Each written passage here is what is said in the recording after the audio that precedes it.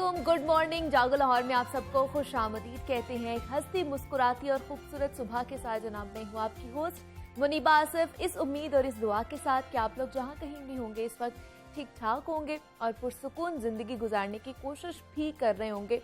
और पुरसुकून जिंदगी के लिए अच्छे रिश्तों का साथ बहुत ही ज़्यादा ज़रूरी होता है। और ज़िंदगी में कुछ रिश्ते तो हमारे आसपास ही होते हैं, लेकिन कुछ दूर भी होते हैं हमसे। लेकिन उन रिश्तों से राबते में रहना बहुत ज़्यादा ज़रूरी होता है, क्योंकि इंसान एक दूसरे से दूर हो जाते हैं, दिल दूर नहीं होने चाहिए। बढ़ते हैं अपनी पहली स्टोरी की तरफ और कुछ बात कर लेते हैं। सेहत और फिटनेस के हवाले से तो आपने एक मकुला ज़रूर सुन रखा होगा कि दांत अच्छे तो सेहत अच्छी। तो जनाब हकीकत में भी यही है कि इंसानी सेहत का दारोमदार बड़ी हद तक ओरल हाइजीन पर होता है। और अगर दांत सेहतमंद ना हो तो इंसान कुदरत की पैदा करदा बेशुमार चीज़ों की लज्जत से महरूम भी हो जाता है। और हमारी गैर मुतवाज़न ग़िज़ाई आदात की वजह से अक्सर लोग दांतों के मसाइल की शिकायत करते हुए भी नज़र आते हैं। किसी को ठंडा गर्म लगता है तो किसी के मसूड़े फूल जाते हैं, किसी के मसूड़ों से खून रसने लगता है तो किसी को कैविटीज़ का शिकार हो जाते हैं। और ख़ास तौर पर छोटे बच्चों में हम देखते हैं कि दांतों के बहुत ज़्यादा इश्यूज पाए जाते हैं। कैंडीज़ और चॉकलेट्स आपको पता है वो ज़्यादा इस्तेमाल करते हैं बच्चे, और जिसकी वजह से दांत ख़राब होने लग जाते हैं। और मेरा ख्याल है कि दांतों के ख़राब होने की एक वजह प्रॉपर ब्रशिंग का ना होना भी है, क्योंकि अक्सर लोगों को टीथ ब्रश नहीं करना आता कि किस तरह करनी चाहिए ब्रशिंग।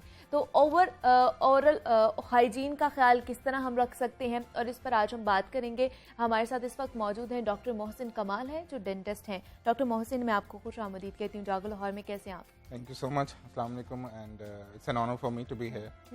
डॉक्टर मोहसिन, दांतों की ओवरऑल बात करें कि उसकी ओरल हाइजीन को किस तरह हम लोग मेंटेन कर सकते हैं। सबसे पहले तो हमें बताइएगा कि कौन से जो कॉमन मसाइल हैं दांतों के, उसके हवाले से लोग आपके पास आते हैं जो आके शिकायत करते हैं। सही, उसमें मोस्टली कॉमनली हमारे यहाँ जो है कैविटीज़ का बहुत बड़ा इशू है। ठीक है, क्योंकि कैविटी को डेवलप होने में हमारे पास तकरीबन 7 से 8 साल लगते हैं, एक प्रॉपर कैविटी को डेवलप होने में। तो बाय द टाइम हमारे मुंह में कैविटी हो तो पेशेंट को पता नहीं चलता, बिकॉज इट्स नॉट पेनफुल। वो तभी पता चलता है व्हेन वो डेवलप करती है इनटू योर सेकंड लेयर। तो दांत की 3 लेयर्स होती हैं, इनेमल, डेंटिन एंड जिसमें आपका ब्लड सप्लाई होता है 3rd लेयर।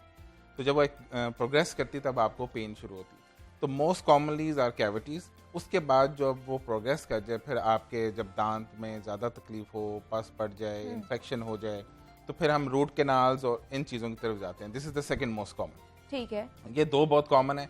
और थर्डली जो कॉमन है वो आपकी क्लीनिंग के लिए लोग आते हैं, स्केलिंग के लिए।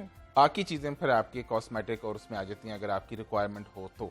ये मतलब जो मेन 3 कॉज हैं। 3 कॉज हैं। तो अक्सर डॉक्टर जो है मरीजों को कहते हैं कि आप दांत सही तरह ब्रश नहीं करते। जैसे मैं अभी बता भी रही थी कि ब्रशिंग नहीं आती हमें कि किस तरह टीथ ब्रशिंग करनी है। तो क्या हम सही तरीके से ब्रश नहीं कर रहे होते?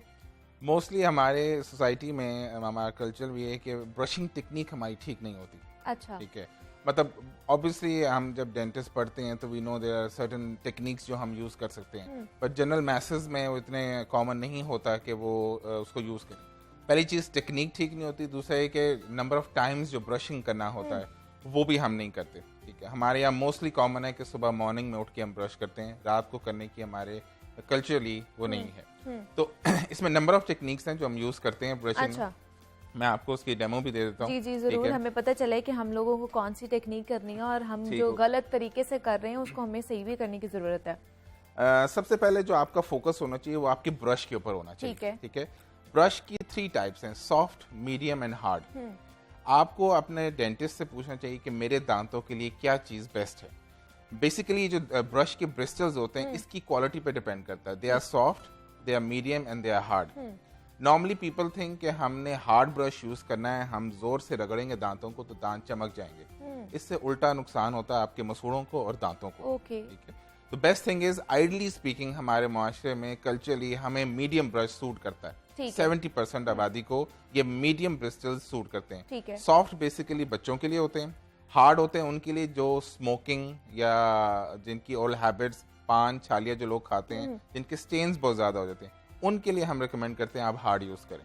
लेकिन मोस्टली 70% के लिए आप ये मीडियम वाला करते हैं। ठीक है, इसमें there number of techniques, different school of thoughts हैं।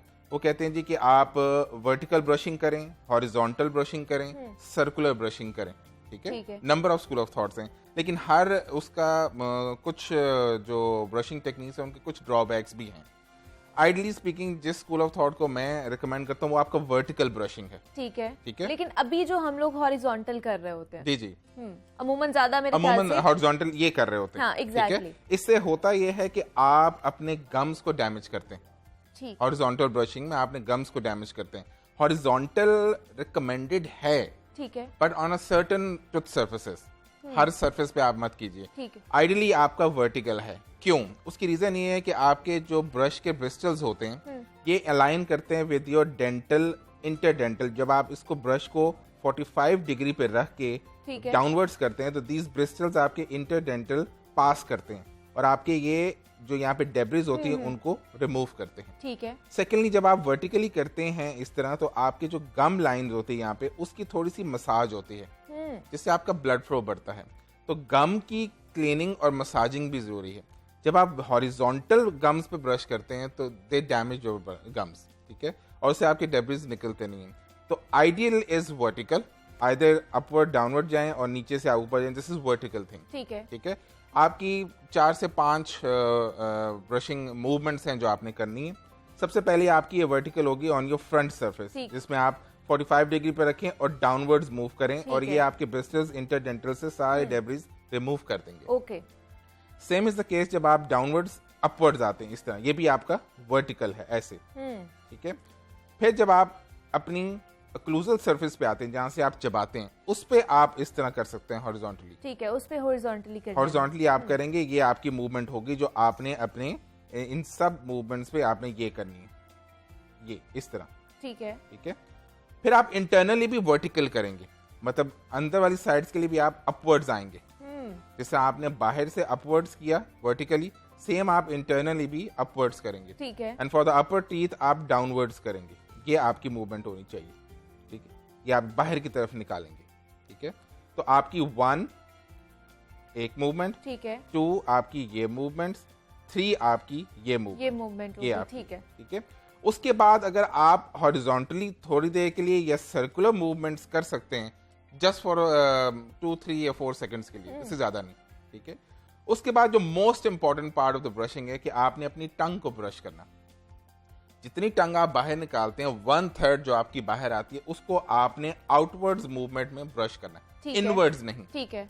कई लोग बहुत जोर से करते हैं तो गैग रिफ्लेक्स हो जाता है, वो हलक में मार लेते हैं, वो नहीं करना।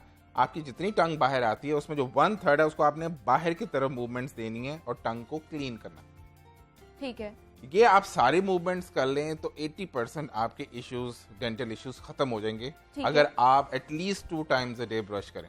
लेकिन जिस तरह मैं बता रही थी कि हम लोग ब्रशिंग टेक्निक सही नहीं कर रहे, तो क्या उस वजह से भी हमारा जो गम्स के प्रॉब्लम्स हैं और ये बढ़ते जा रहे हैं? बिल्कुल, आपकी brushing technique, number off timings, like आप कब कर रहे हैं ब्रश, ठीक है। मोस्टली लोग सुबह उठ के करते हैं। अगर हम मोस्टली रात में ज्यादा सोते हैं 7 से 8 घंटे, तो रात की ब्रशिंग बहुत इंपॉर्टेंट है। वो अगर आप करके सोएं तो आपके 80% बैक्टीरिया काम नहीं कर रहे होते, ठीक है। Brushing is just one way of maintaining your oral hygiene. इसके बाद आपकी फ्लॉसिंग है। कई पेशेंट्स जिनके दांतों से खाना नहीं निकलता वो समझते हैं कि ब्रश हमारे लिए कारामद नहीं हुआ, कर लिया, फिर वो फ्लॉसिंग करें, ठीक है। फ्लॉसिंग जो डेंटल धागा होता है जिसको आप इंटरडेंटल फेरते हैं कि हमारे कहीं ना कहीं कोई खाना फंसा है तो हम उसको रिमूव कर लें, वो करना चाहिए। उसके बावजूद तीसरी चीज, अगर आप फिर भी समझते हैं कि सम वे और the other I am not happy with my brushing, फिर आप माउथ वॉश कर लें, क्योंकि आपने बैक्टीरिया को स्टैग्नेंट करना है, आप खत्म नहीं कर सकते, ठीक है। क्योंकि आपकी ओरल कैविटी में एटलीस्ट 1000 बैक्टीरियाज हैं, जिनमें से कुछ फ्रेंडली हैं और 5 या 6 किस्म के बैक्टीरिया जो डेडली हैं, ठीक है। तो आपका target deadly bacteria, healthy bacteria नहीं है। तो अगर आप समझते हैं कहीं ना कहीं आपके खाना रह गया तो फिर आप माउथ वॉश कर सकते हैं। तो these are all the steps of maintaining oral hygiene. तो इनको आप करेंगे तो आप, मेरे ख्याल 80% आपके जो डिजीजेस हैं या ओरल कैविटी की प्रॉब्लम्स है वो सॉल्व वो हल हो जाएंगी। और हमें कितनी देर बाद जो है अपना ब्रश जो है वो चेंज कर लेना चाहिए? At least after 1.5 month. अच्छा, मतलब 1.5 महीने बाद आपको चेंज करना चाहिए, बिकॉज द मोमेंट आपको नजर आए कि ब्रिस्टल्स टेढ़े हो गए, ठीक है, तो उसको आप फेंक दें, बिकॉज उसमें फिर बैक्टीरिया रिजाइड करने लग जाता है आपके ब्रश में। नॉर्मली हम ब्रश करके हवा में रख देते हैं, ठीक है, हम कैपिंग नहीं देते, तो यू नेवर नो कि उस पर इंसेक्ट्स चल रहे हैं या नहीं चल रहे हैं। हम सुबह उठ के ऐसे ही शुरू भी कर देते हैं कई लोग, तो this is also source of infection. ठीक है, तो 1.5 महीने बाद आप अपना ब्रश चेंज कर लें। ठीक है। और जो सुबह उठ के हम लोग ब्रश करते हैं, क्या सुबह उठते साथ ही ब्रश कर लेना चाहिए, नाश्ते के बाद ब्रश करना चाहिए? आइडली स्पीकिंग, अगर आपने रात को ब्रश किया हुआ है तो आप सुबह उठ के सिर्फ कुल्ली करें, ठीक है, कुल्ली के बाद आप नाश्ता करें, नाश्ते के आधे घंटे बाद आप ब्रश करें, ठीक है। नाश्ते के फौरन बाद भी नहीं करना चाहिए। उसकी भी रीजन ये है कि toothpaste is basically basic acid base, हम पढ़ते हैं केमिस्ट्री में। तो जब आप खाना खाते हैं विच इज एसिडिक, जो आपके मुंह में सलाइवा और जो आपका पीएच बनती है, अगर आप खाने के फौरन बाद ब्रश कर लेंगे तो आपके दांतों पे निशान भी बनना शुरू हो जाते हैं। उसको आपने अवॉइड करना है। तो हाफ एन आवर इसलिए टाइम दिया जाता है कि योर डाइजेशन कंप्लीट हो जाए, जो आपने मुंह से खाना खाया अंदर चला गया, आधा घंटा आपने ब्रेक देनी है, उसके बाद आप ब्रश करके अपने काम पे चले जाएं जहाँ भी आपने जाना है। और दूसरा, यहाँ पे लोग शिकायत बड़ी करते हैं कि जो ये डेंटिस्ट हैं बहुत ज़्यादा एक्स्ट्रा हमसे चार्ज करते हैं, तो आपको क्या वजूहत लगती है कि पूरी दुनिया में ये क्यों इतना महंगा है ये वाला जो इलाज है? देखें, पहली बात है कि dentistry is a specialised field of health care, ठीक है। जब आपके साथ स्पेशलाइज लग जाता है मींस के उसमें नंबर ऑफ थिंग्स हैं व्हिच आर वेरी कॉस्मेटिक और एक्सपेंसिव, ठीक है। डेंटिस्ट्री एक ऐसी फील्ड है जिसमें आप मोस्टली अगर आप अच्छे मटेरियल्स यूज करते हैं, महंगे मटेरियल्स यूज करते हैं, इंपोर्टेड चीजें यूज करते हैं, तो उसकी कॉस्ट बढ़ जाती है। Owing to the cost of dollar जो हमारे मुल्क में, अगर आप इंपोर्टेड अमेरिकन या जर्मनी कोई भी चीज आप जैसे मुल्क की इंपोर्टेड चीजें यूज करते हैं तो it adds to the cost, okay, ठीक है। अगर आप अब जिस तरह आपकी डेंटिस्ट्री में अगर लोकल मेड चीजें आ जाएं या कोई और ऐसी चीजें आ जाएं तो फिर उसकी कॉस्ट गिर जाती है, ठीक है। Secondly, dentist is not the only person who is working in your mouth. जब आपके साथ डेंटिस्ट के साथ एक लैब वर्क भी शामिल है, टेक्नीशियंस भी शामिल हैं, जब आपके मुंह में क्राउन्स लगते हैं या कोई ऐसी कॉस्मेटिक चीज लगती है तो उसके पीछे 4-5 लोगों का हाथ होता है। जब आप डेंटिस्ट के पास एक प्रोसीजर करवाने जाते हैं, क्राउनिंग है, वेनियर्स हैं, इस तरह कॉस्मेटिक चीजें, तो उनके पीछे लैब्स हैं, टेक्नीशियंस हैं, वो भी इन्वॉल्व हो जाते हैं। फिर आपकी मटेरियल कॉस्ट होती है, ठीक है। फिर आपकी स्टेरिलाइजेशन कॉस्ट होती है जो पेशेंट के लिए इतनी इंपॉर्टेंस नहीं रखता। ओके, लाइक अगर आप नंबर ऑफ थिंग्स को काउंट करें, मतलब तो वो उतना ही बन जाता है, मतलब पेशेंट को इतना पता नहीं होता, लेकिन डॉक्टर्स को पता होता है या डेंटिस्ट को पता होता है कि हम लोग क्या क्या चीजें यूज कर रहे हैं और उनकी क्या कॉस्ट है। और कोविड में तो वो और बढ़ गई, और ज्यादा बढ़ गई, बिल्कुल। डॉक्टर मोहसिन कमाल हमारे साथ मौजूद थे, डेंटिस्ट हैं। डॉक्टर मोहसिन, बहुत शुक्रिया आपके वक्त का, आप यहाँ पर आए हैं। और जिस तरह हम बात कर रहे थे ऑरल हाइजीन की, कि किस तरह आप अपने दांतों को महफूज कर सकते हैं अपनी हाइजीन को चेंज करके। जनाब, मजीद भी आपसे बात करेंगे, लेकिन यहाँ वक्त है एक छोटी सी ब्रेक का मिलते हैं। इस ब्रेक के बाद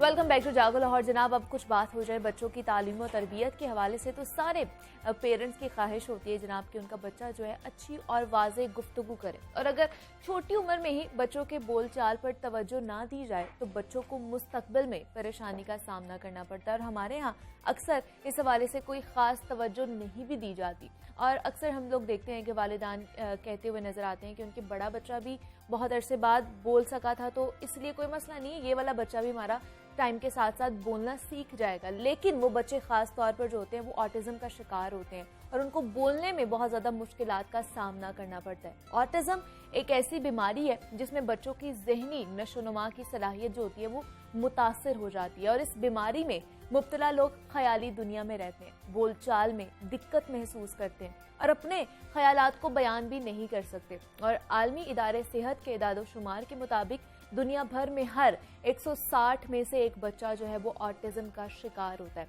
ऑटिज्म का शिकार बच्चों की अलामात क्या होती हैं, उनकी थेरेपी कैसी की जा सकती है, वालिदैन का इस हवाले से किरदार कितना अहम होता है, इस पर आज हम बात करेंगे। हमारे साथ इस वक्त मौजूद हैं ईशा खान हैं जो साइकोलॉजिस्ट हैं। ईशा, मैं आपको खुश आमदीद कहती हूँ जागो लाहौर में। कैसी हैं आप? थैंक यू सो मच, अल्लाह का शुक्र। आप कैसे हैं? मैं भी बिल्कुल ठीक ठाक। ईशा, आज हम बात करें ऑटिज्म के हवाले से कि ऑटिज्म एक्चुअली है क्या, क्या बीमारी होती है और इसकी क्या वजूहात होती हैं। सबसे पहले तो हमें ये बताइए। जो बेसिकली ऑटिज़म है ये एक न्यूरो डेवलपमेंटल डिसऑर्डर है। मतलब ऐसी स्किल्स बच्चों के अंदर डेवलप नहीं होती हैं जो मेन स्ट्रीम नॉर्मल बच्चों में डेवलप हो रही होती हैं। ये आपके 3 मेन एरियाज़ को जो है वो डिसफंक्शन कर रहा होता है, जैसे सोशलाइजेशन को, आपके कम्युनिकेशन को, आपकी इमोशनल रिस्पॉन्डिंग को, आपके डिफरेंट और भी जो स्किल्स हैं उनको। बच्चे जो इनके जो कुछ सिम्टम्स और कुछ साइंस हैं जहाँ पर हमें पता चलता है कि बच्चा ऑटिस्टिक है, सबसे पहले वो आपको इमोशनली रिस्पॉन्ड नहीं करते हैं। अच्छा। जैसे कि होता है, मतलब अगर मदर जो है वो समटाइम प्रिटेंड करती हैं या एक्ट कर रही होती हैं कि मुझे चोट लग गई है, या वो रोने की एक्ट कर रही होती है, तो एकदम बच्चा भाग कर आता है कि आपको क्या हुआ है, या आपको हक करेगा, किस करेगा। लेकिन जो ऑटिस्टिक बच्चे होते हैं वो आपको देखते हैं एक दफ़ा, लेकिन वो आपको रिस्पॉन्ड नहीं करते हैं, वो फिर अपनी दुनिया में लगे रहते हैं। उसके बाद इनकी कम्युनिकेशन स्किल्स जो होती हैं वो बिल्कुल नहीं होती हैं। ये अपने जेस्चर्स के थ्रू कम्युनिकेट नहीं कर पाते हैं, सोशलाइज नहीं करते हैं। ये जैसे 6 माह का अगर बच्चा होता है तो वो अगर आप उनको बुलाएं तो वो आपको सोशल स्माइल देता है, आई कांटेक्ट मेंटेन करता है आपके साथ, आपको इस तरह के जेस्चर शो करवाते हैं कि वो आपको रिस्पॉन्ड कर रहा है। लेकिन ऑटिस्टिक बच्चे जो हैं वो बिल्कुल भी आपको सोशली रिस्पॉन्ड नहीं करते हैं, अपने इवन पेरेंट्स को भी नहीं। स्ट्रेंजर्स को तो वो करते ही नहीं है, लेकिन अपने पेरेंट्स को भी वो रिस्पॉन्ड नहीं करते हैं सोशली। उनकी सोशल स्माइल नहीं होती है, आई कांटेक्ट मेंटेन नहीं होता है, वो आपको किसी भी तरीके से रिस्पॉन्ड नहीं करते हैं। उसके बाद लैक ऑफ इनके अंदर होता है कि पॉइंटिंग और रिस्पॉन्डिंग देयर नेम। अगर आप इनको बुला रहे हैं तो ये आपको रिस्पॉन्ड नहीं करेंगे। समटाइम यहाँ पर पेरेंट्स को थोड़ा सा इस तरह फील होता है कि हमारे बच्चों को कुछ हेयरिंग का इशू आ गया, लेकिन वो हेयरिंग का इशू नहीं होता है, वो आपको ऑटिस्टिक एक साइन है। यहाँ पर जब आप बुला रहे होते हो बेबी को नेम से तो वो आपको रिस्पॉन्ड नहीं करता है, फिर वो पॉइंट आउट कर पढ़ नहीं सकता आपकी चीज़ों के, मुझे वो चीज़ चाहिए, मुझे ये दे दे, मुझे वो दे दे। तो इस तरह इनका होता है। और ऊपर से इनका जो बिहेवियर होता है, ये टेंट्रम्स बहुत शो करते हैं, एग्रेसिव, हाइपर एक्टिव ये बच्चे बहुत ज़्यादा होते हैं, रिपीटेटिव बिहेवियर इनका बहुत होता है। जो चीज़ ये कर रहे हैं सिर्फ ये वो चीज करते रहेंगे। फॉर एग्जाम्पल अगर ये गाड़ी के जो टायर्स होते हैं अगर उनको इस तरह कर रहे हैं तो ये करते रहेंगे, रुकेंगे नहीं। अगर ये फ्लैप कर रहे हैं अपने हैंड को तो ये फ्लैपिंग करते रहेंगे। इनका रिपीटेटिव बिहेवियर होता है। इसके बाद ये आपके वर्ड्स को भी रिपीट करते हैं, जिसमें इकोलिया इसको कहा जाता है कि आपके ही वर्ड्स को, आपके ही सेंटेंस को बार बार रिपीट करना। और ये बेसिकली ज्यादा लड़कों में होता है एज कम्पेयर टू गर्ल्स। लड़कों में ऑटिस्टिक जो है ये बहुत आम है। तो क्या ईशा ये पैदाइशी तौर पर हो सकता है? अच्छा, इसके कुछ बहुत सारे कॉजेज़ हैं, जैसे ये बाय बर्थ भी हो सकता है, लेकिन इसका एक मेन क्राइटेरिया होता है कि हम आइडेंटिफाई नहीं कर पाते हैं कि बच्चा जो है वो ऑटिस्टिक है। 3 इयर्स तक हम लोग उसको ऑटिस्टिक नहीं डायग्नोज कर सकते, क्योंकि हम लोग सिम्टम्स जो है चीज़ें देख रहे होते हैं, क्योंकि हर बच्चा जो है वो अपने हिसाब से ग्रो कर रहा होता है। कुछ बच्चे जल्दी चीज़ों को पिक करते हैं, कुछ बच्चे थोड़े डिले होते हैं। हम उनको 3 साल तक जो है डिसऑर्डर डायग्नोज नहीं कर सकते हैं कि ये बच्चा ऑटिस्टिक है। हाँ, उससे पहले अगर पेरेंट्स को फील हो रहा है कि ये सिम्टम्स बच्चे में आ रहे हैं तो वो किसी साइकोलॉजिस्ट से कंसल्ट ज़रूर कर सकते हैं। उनका ट्रीटमेंट, प्री ट्रीटमेंट स्टार्ट हो सकता है, लेकिन उनको डायग्नोसिस नहीं मिल सकता कि आपका बच्चा जो है वो ऑटिस्टिक है। तो वो 3 साल के बाद ही पता चल सकता है? 3 साल के बाद हमें पता चलता है, क्योंकि 3 साल की एक ऐसी उम्र होती है जहाँ पर बच्चा हर डोमेन के अंदर अच्छा काम कर रहा होता है, उसके स्किल्स अच्छे होते हैं, वो डेवलपमेंटल जो उसके ग्रोथ होती है वो अच्छी हो रही होती है कि वो बोलता भी है, वो बैबल भी करता है, वो पूरा सेंटेंस भी बोलता है, वो खुद से खाना भी सीखता है, वो बोलता भी, आपको रिस्पॉन्स भी करता है। उससे पहले बच्चे जो होते हैं कुछ डिले होते हैं कि कुछ जल्दी नहीं चलते हैं, कुछ जल्दी नहीं बोल सकते हैं। बिल्कुल ठीक है, तो हम उनको आइडेंटिफाई नहीं कर सकते हैं कि ये ऑटिज्म है। लेकिन इस तरह का जो बच्चे होते हैं, जैसे मैं पहले भी बताई थी अपने इंट्रो में कि बच्चे अगर देर से बोलना शुरू करते हैं तो वालिदैन यही समझते हैं कि हमारे पहले बच्चे भी देर से बोलना शुरू हुए, तो ये भी वक्त के साथ साथ बोलना शुरू हो जाएगा। आपको पता है कि अगर एक बच्चा एक डोमेन के अंदर डिले है तो वो आपके हर डोमेन के अंदर भी डिले होगा, आपकी लर्निंग में, आपकी कॉग्निशन में, आपकी इंटेलिजेंस में, वो हर डोमेन के अंदर। अगर वो स्पीच में डिले है तो ऑब्वियसली बात है जब वो बोल नहीं रहा तो वो लर्निंग प्रोसेस में भी नहीं आएगा ना, तो वो फिर हर डोमेन के अंदर डिले होता जाता है। लेकिन यहाँ पर मिथ्स हैं या फिर थोड़ी इतनी अवेयरनेस भी नहीं है कि हम लोग इतना स्पीच थेरेपिस्ट को कंसल्ट नहीं करते। हम ये कहते हैं कि बस ठीक है इसके फादर ने भी लेट बोलना शुरू किया था तो हमारा बच्चा भी लेट ही बोलेगा। लेकिन इतने लोगों का ये है कि इतने छोटे बच्चों की अलामात का हमें पता कैसे चले कि हमें हम ऐसी क्या चीज़ करें जिससे हमें पता चले कि ये ऑटिज्म का शिकार हो रहे हैं बच्चे या इनमें इस तरह के कोई सिम्टम्स आ रहे हैं। देखिए, जब 6 मंथ का बेबी होता है तो वो आपको रिस्पॉन्ड करना स्टार्ट कर देता है, वो आपको जेस्चर भी देता है, वो कम्युनिकेट करता है। बेशक वो रो के कम्युनिकेट करे लेकिन वो अपनी डिजायर्स को, अपनी नीड्स को फुलफिल करवाने के लिए आपसे कम्युनिकेट करता है, आपको जेस्चर भी देता है कि मुझे उठाएं, इस तरह करके करता है। फिर वो कुछ इस तरह के जेस्चर्स करता है कि आप उनकी तरफ अटेंशन दें उनको। लेकिन जब ये बच्चे आपको सोशली रिस्पॉन्ड नहीं करेंगे, आपके साथ आई कांटेक्ट मेंटेन नहीं करेंगे, तो आपको जब एक ही जगह पर ये स्टेयर आई कांटेक्ट कर रहे हैं तो वो भी एक प्रॉब्लमैटिक इशू है। ये चीज़ें भी आ जाती हैं। आपने बात की थी वजूहात, इसके बहुत सारे कॉजेज़ हैं, लाइक ये बाय बर्थ भी हो सकता है। ये इश्यूज होते हैं अगर आपकी प्रेगनेंसी में या फिर ड्यूरिंग बर्थ कोई कॉम्प्लिकेशन आ जाए, कोई इन्फेक्शन हो जाए, उसकी वजह से भी चांसेस होते हैं कि ऑटिज़म हो जाए। उसके बाद अगर मदर की एज जो है वो 40 प्लस है, वहाँ पर भी आपके चांसेस हैं कि ऑटिस्टिक बच्चा हो सकता है। अच्छा, तो क्या इस तरह हो सकता है कि बाय बर्थ तो उसको ये बीमारी ना हो लेकिन बाद में जाके किसी उम्र में वो इस चीज़ का शिकार हो जाए? बिल्कुल, उसके कितने चांसेस हैं? उसके भी काफ़ी चांसेस है। यहाँ पर आपके इन्वायरमेंटल फैक्टर्स भी आ जाते हैं। अगर उसके किसी बड़े भाई या बहन को ऑटिज्म है तो वो उसके टेंट्रम्स को, उसकी चीज़ों को वो पिक करना स्टार्ट करते हैं और वो उनके अंदर चांसेस होते हैं कि बच्चे जो हैं वो साइंस एंड सिम्टम्स उनके अंदर आना स्टार्ट हो जाते हैं। तो बहुत चांसेस होते हैं कि अगर एक सर्टेन एज के ऊपर उनको ऑटिज्म नहीं है लेकिन वो लेटर ऑन डेवलप कर सकते हैं ये डिसऑर्डर। तो बच्चों को फिर किस तरह थेरेपी के थ्रू उनकी किस तरह इलाज किया जा सकता है और किस एज से जो है उनकी थेरेपी स्टार्ट होती है? अच्छा, जो ऑटिस्टिक बच्चे होते हैं ना, एक तो इनके साथ लाइफ टाइम आपकी ट्रीटमेंट चलती है और जब आप डायग्नोज हो जाता है कि बच्चा जो है वो ऑटिस्टिक है, वहाँ से उसका ट्रीटमेंट स्टार्ट कर दिया जाता है। और वो फिर लाइफ टाइम उसको एक साइकोलॉजिस्ट की जरूरत होती है, मतलब नॉर्मल पैटर्न के लिए, सारी जिंदगी के लिए। फॉर एग्जाम्पल, अगर एक बच्चा इनिशियल स्टेज के ऊपर है, अगर पता चल गया कि इसके माइल्ड सिम्टम्स हैं तो वो ज्यादा अच्छा। अगर हम फिजिकल इलनेस की भी बात करें तो हम देखें, अगर किसी इनिशियल स्टेज के ऊपर अगर हम किसी भी बीमारी को पकड़ लें तो वो जल्दी उसके चांसेस होते हैं कि वो क्योर हो जाएगी। इसी तरीके से ऐसे भी मेंटल डिसऑर्डर्स होते हैं, जब आपको पता चल जाए कि ये माइल्ड लेवल पर है तो वो ज़्यादा इजी होता है उनको क्योर करना। यहाँ पर फिर डिफरेंट थेरेपीज़ होती हैं, बिहेवियरल थेरेपी यूज़ की जाती है जहाँ पर बच्चों के बिहेवियर को, टेंट्रम्स को ट्रीट किया जाता है। ऑक्यूपेशनल थेरेपी होती है जहाँ पर बच्चे की फाइन मोटर्स, ग्रॉस मोटर्स के ऊपर काम किया जाता है। अगर कोई पार्ट बॉडी का वीक है उनके ऊपर, उनकी चीज़ों के ऊपर काम किया जाता है। उसके बाद उनकी स्पीच थेरेपी होती है, क्योंकि जो साइंस और सिम्टम्स होते हैं ऑटिज्म के, ये वेरी कर रहे होते हैं क्लाइंट टू क्लाइंट। ठीक है, कुछ बच्चे कम्युनिकेट करते हैं, कुछ नहीं करते, किसी का आई कांटेक्ट मेंटेन होता है, किसी का नहीं होता। ये इनमें वेरी कर रहा होता है। हर जो है ना बच्चे का सिम्टम अलग होता है। जरूरी नहीं है कि आपके हर बच्चे के सिम्टम्स यही एक ही हो। हाँ, वो डिफरेंट वेरी कर सकता है। अगर वो आई कांटेक्ट कर रहा है तो वो कम्युनिकेट नहीं कर सकता होगा, अगर वो कम्युनिकेट कर रहा है तो वो सोशल स्माइल नहीं कर रहा होगा। ये इनके सिम्टम्स जो है ये वेरी कर रहे होते हैं। और फिर जब ऐसे ही इनके लेवल्स होते हैं, मॉडरेट पे इनके सिम्टम्स थोड़े से हाई हो जाते हैं, सवेयर पे फिर थोड़ा काफी डिफिकल्ट हो जाता है इनको ट्रीट करना। और उसके बाद फिर जब हम थेरेपी करते हैं तो इनको सोशलाइजेशन भी करना सिखाते हैं, क्योंकि आपको बताया सोशल नहीं करते हैं ये बच्चे, सोशल नहीं होते हैं, चीज़ें जो हैं वो शेयर नहीं करते हैं दूसरों के साथ।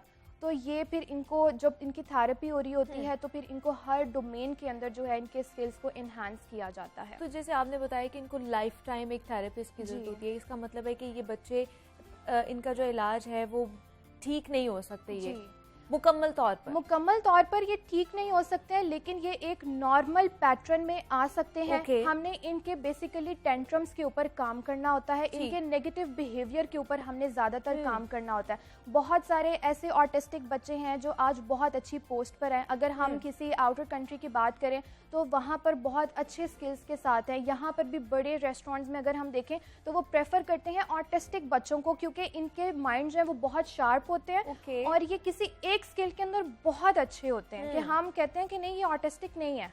और रेस्टोरेंट्स में ज़्यादातर लोग प्रेफर करते हैं कि ऑटिस्टिक हों, क्योंकि नॉर्मल ह्यूमन बींग्स क्या होता है कि कभी नमक तेज़ हो गया, कभी मिर्च, तो इनकी प्यूरी जो है ना एक्यूरेट मेजरमेंट होती है कि हमने इतना सॉल्ट देना है, हमने इतनी चिली डालनी। तो ये स्किल्स इनके बहुत शार्प होते हैं। अगर किसी एक चीज़ में ही अच्छे हैं, अगर मैथ्स में अच्छे हैं तो इनका बहुत अच्छा मैथ्स होगा, अगर आर्ट्स में अच्छे हैं तो इनका बहुत अच्छा आर्ट्स होगा। आप गेस ही नहीं कर सकेंगे कि ये ऑटिस्टिक बच्चे हैं। तो जब इनकी थेरेपी स्टार्ट हो जाती है ईशा, तो एक तो उनको लाइफ टाइम एक थेरेपिस्ट की जरूरत होती है, लेकिन कितने सेशंस होते हैं, कितनी देर बाद इनके सेशंस इनको दोबारा लेने पड़ते हैं? अच्छा, जहाँ पर ये डिफरेंट आपके इंस्टीट्यूट पर वेरी कर रहा होता है कि वो आपको किस तरीके से ट्रीट कर रहा है। ठीक है। अगर मैं तो ज़्यादा प्रेफर करती हूँ कि डेली बेसिस के ऊपर आएँ, क्योंकि कुछ पेरेंट्स होते हैं जब बच्चे थोड़े से स्किल को इन्हांस हो जाते हैं तो वो कहते हैं हम इनको नॉर्मल स्कूल में भेजना स्टार्ट कर देंगे। लेकिन यहाँ पर बहुत सारे अच्छे ऑटिस्टिक सेंटर्स हैं जहाँ पर इनकी एजुकेशनल के ऊपर काम हो रहा होता है, इनकी हर डोमेन के अंदर काम हो रहा होता है, जहाँ पर उनके स्किल्स जो है वो डे बाय डे इन्हांस हो रहे होते हैं। ये वो बच्चे हैं जहाँ पर इनके ऊपर रोज़ काम होगा तो ये इम्प्रूव करेंगे। जब आप 15 डेज़ के बाद, 1 वीक के बाद किसी एक डोमेन को लेकर आ रहे हैं तो वो इतना गैप आ जाएगा बच्चे में कि वो जब आपने उसको अगली चीज़ सिखानी है वो पिछली भूल चुका होगा। तो डेली बेसिस के ऊपर आपको इनके डोमेन्स के ऊपर काम करना पड़ता है ताकि इनके अंदर एक अच्छी इम्प्रूवमेंट आ सके। और दूसरा ईशा, जो पेरेंट्स है उनका कितना अहम किरदार होता है इन बच्चों के हवाले से? पेरेंट्स जो हैं वो बहुत बहुत इम्पॉर्टेंट रोल प्ले कर रहे होते हैं यहाँ पर, क्योंकि समटाइम इस तरह होता है कि हमारी नॉर्मल फैमिलीज में भी अगर बच्चा ज़रा सा बीमार हो गया तो मदर ज़्यादा उसको इम्पॉर्टेंस दे रही होती हैं, कभी सूप बना रही हैं, कभी उसकी कोई फेवरेट डिश बना रही हैं, और बाकी बच्चों को वो थोड़ा इग्नोर कर रही होती हैं उस टाइम पे कि नहीं मेरा बेटा बीमार है या मेरी बेटी बीमार है। यहाँ पर पेरेंट्स को कुछ रोल प्ले करना चाहिए कि वो बच्चे को ज़्यादा स्पेशल फील ना करवाएं, अपने बाकी बच्चों की तरह उनको ट्रीट करें, उनको इंडिपेंडेंट बनाने की कोशिश करें। आप एक सर्टेन एज तक तो उनको अपने मतलब उनके काम कर सकते हैं, लेकिन जब वो बड़े हो जाएंगे आपकी और रिस्पॉन्सिबिलिटीज़ होंगी कि आपने अपने बाकी बच्चों को भी देखना है, आप अपने घर को भी देखना है, तो आप उनकी एडियल्स के ऊपर काम करें। डेली एक्टिविटीज़ जो होती हैं कि वो सुबह उठकर खुद अपना फेस वॉश करे, खुद अपने टीथ ब्रश करे, खुद अपना चेंज करे, हर चीज़ आपने उसको इंडिपेंडेंट बनाना है, अपने ऊपर डिपेंडेंट नहीं बनाना है, आपने उसको नॉर्मल पैटर्न के ऊपर लेकर आना है। जब पेरेंट्स जो हैं वो ज़्यादा उस चीज़ को करते हैं कि नहीं स्पेशल है और मैंने सारे काम इसके खुद करने हैं, उसकी हर बात माननी है, फिर एक टाइम पर अगर आप उसकी नहीं बात मानेंगे तो वो टेंट्रम शो करेगा, वो नेगेटिव बिहेवियर शो करेगा, वो हाइपर एक्टिव होगा कि अब मेरी बात क्यों नहीं मानी जा रही है। समटाइम इस तरह होता है आप नहीं वो चीज़ उनकी फॉल्ट मान सकते हो। तो वो पेरेंट्स को काफ़ी चीज़ें इस तरह की हैं। फिर गेम्स वो इस तरीके से रखें कि उनकी कॉग्निशन जो है वो इन्हांस हो। हम बच्चों को टॉयज़ लेकर देते हैं, गाड़ियाँ लेकर देते हैं, लेकिन प्रेफर ये करें कि आप उनको वो वाली एक्टिविटीज़, वो वाली गेम्स लेकर दें जहाँ पर उनके कॉग्निशन, उनका दिमाग जो है वो खुले। ठीक है, बहुत सारी एक्टिविटीज़ हैं जैसे पजल गेम हो गई, लेकिन वो भी बेस करता है कि हमने ऑटिस्टिक बच्चों का इंटरेस्ट देखना होता है कि उनका इंटरेस्ट किस चीज़ में है। मतलब पेरेंट्स जो है एक बहुत ही ज़्यादा रोल अहम प्ले करते हैं इन सारे बच्चों के हवाले से, उनके इलाज में भी। डॉक्टर के बाद जो है आता है जिनका रोल आता है वो पेरेंट्स का आता है। ईशा खान हमारे साथ मौजूद थी, साइकोलॉजिस्ट हैं। ईशा, बहुत शुक्रिया आपका, आपके वक्त का आप यहाँ पर आई हैं। और जिस तरह हम बात कर रहे थे ऑटिज़म के हवाले से कि आजकल वो बढ़ता जा रहा है और बच्चों को उनके साइन एंड सिम्टम्स क्या हो सकते हैं जो इस बीमारी का शिकार हो रहे होते हैं। उम्मीद करती हूँ कि जनाब का आपको इस हवाले से मज़ीद मालूमात भी मिली होंगी। मज़ीद भी आपसे बात करेंगे। आ वक्त एक छोटी सी ब्रेक का मिलते हैं, इस ब्रेक के बाद।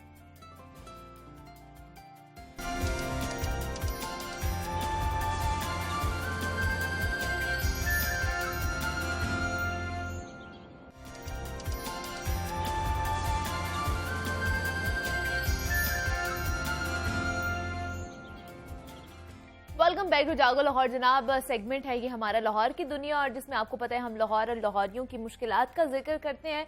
और जनाब, लाहौर की आबादी जिस रफ्तार से बढ़ रही है उससे कहीं ज़्यादा रफ्तार से जो लाहौरियों के मसाइल हैं वो भी बढ़ते ही जा रहे हैं। और लाहौर की खासतौर पर अगर सफाई का जो बात की जाए तो वो एक मसला बन चुका है जिसके बारे में लगने लगा है कि शायद ये मसला कभी भी हल नहीं होगा।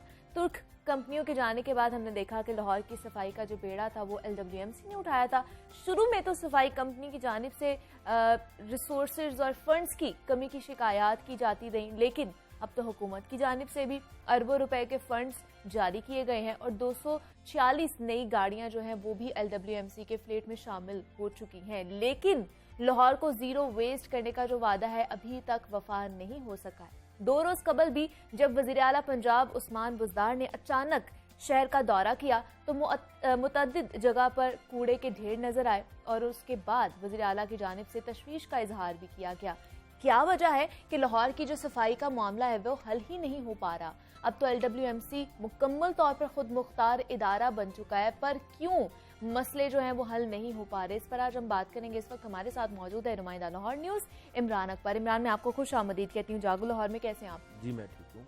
इमरान, हमने देखा कि वज़ीर आला ने जब अचानक दौरा किया शहर का तो सफाई की सूरत हाल पर उन्होंने तशवीश का इजहार भी किया, नाराज़गी भी शो की। तो क्यों मसला जो हल नहीं हो रहा? अब 246 नई गाड़ियाँ भी इनके LWMC को सुपुर्द कर दी गई हैं, फिर भी ये वहाँ का मामला यूं का त्यों ही बरकरार है।